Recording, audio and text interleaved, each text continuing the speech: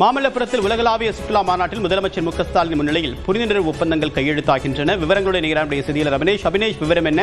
இந்த மாநாட்டுடைய நோக்கம் என்ன? இந்த ஒப்பந்தங்கள் மூலியமாக எது போன்ற வேலை வாய்ப்புகள் உருவாக வாய்ப்பு இருக்கு?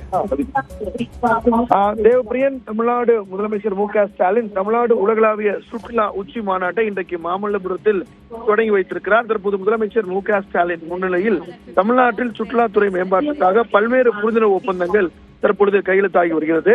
அந்த அடிப்படையில தமிழ்நாடு இன்றைக்கு மட்டும் 127 புரிந்துணர்வு ஒப்பந்தங்கள் முதலமைச்சர் மு க ஸ்டாலின் முன்னிலையில் கையெழுத்தாகி வருகிறது.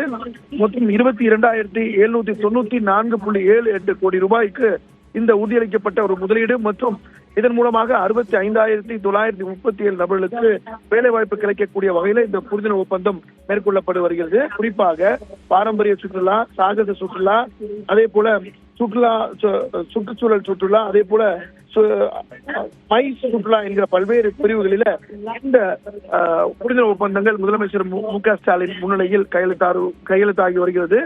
உலக அளவில் இன்று மற்றும் நாளை ஆகிய 2 நாட்கள் உலகளவிய தமிழ்நாடு சுற்றுலாவை மேம்படுத்தக்கூடிய வகையில நடைபெறக்கூடிய இந்த மாநாட்டை முதலமைச்சர் மு க ஸ்டாலின் தொடங்கி வைத்திருக்கக்கூடிய நிலையில நாளை தினம் மாலை வரை நடைபெற இருக்குது. இதுல மிக முக்கியமாக பல்வேறு சிறப்பு விருந்தினர்கள் கலந்து கொண்டிருக்கிறாங்க. மிக முக்கியமாக இந்திய கிரிக்கெட் அணியுடைய முன்னாள் வீரராக இருக்கக்கூடிய ரவிச்சந்திரன் அஸ்வின், அதே போல அமைச்சர்கள் TRB ராஜா, ராஜேந்திரன், தாமோ அன்பரசன் உள்ளிட்டோர் இந்த நிகழ்ச்சியில் கலந்து கொண்டிருக்கிறாங்க.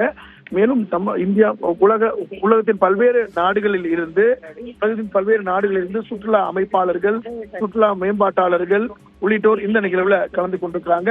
மிக முக்கியமாக வின்ஃபாஸ்ட் நிறுவனத்துடைய தலைவர் சாவோ, அதே போல WTTCI செயல் இயக்குனர் ஸ்மிதா கார், IATO தலைவருடைய ரவி, ஆனந்த் குழுமத்துடைய செயல் தலைவர் அஞ்சலி சிங் உள்ளிட்டோர் இந்த நிகழ்வில் கலந்து கொண்டிருக்கிறாங்க. தமிழ்நாட்டில் இந்த சுற்றுலாத்துறையை மேம்படுத்துவது, குறிப்பாக அதை வர்த்தக சுற்றுலாவாக மாற்றுவது உள்ளிட்ட வகையில இந்த 2 நாள் கருத்தரங்கு, இந்த மாநாடு என்பது நடைபெற இருக்கிறது. அந்த வகையில தமிழ்நாடு அரசுடைய உயர் அதிகாரிகளும் இந்த நிகழ்வுல கலந்து கொண்டுள்ளனர். தேவப்பிரியன், விரிவான தகவலுக்கு நன்றி அபினேஷ்.